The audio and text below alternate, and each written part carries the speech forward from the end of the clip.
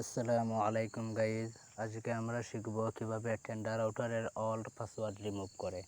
তার জন্য আমরা চলে যাব গুগল ক্রোমে,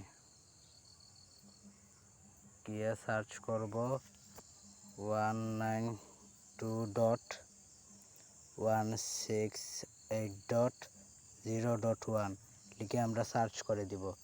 তো সার্চ করে দেওয়ার পরে এখান থেকে আপনারা আপনাদের অ্যাডমিন পাসওয়ার্ডটা দিয়ে দিবেন।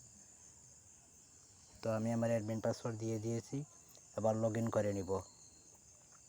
তো লগ ইন করার পর আপনারা 3 ডট লাইনে এখানে ক্লিক করবেন, তারপর এখানে ক্লিক করবেন। তো এখান থেকে আপনারা আপনাদের বর্তমান অ্যাডমিন পাসওয়ার্ডটা দিয়ে দিবেন। তো আমি এখান থেকে আমার বর্তমান অ্যাডমিন পাসওয়ার্ডটা দিয়ে দিয়েছি, তারপর এখান থেকে ওকেতে ক্লিক করে দিবেন।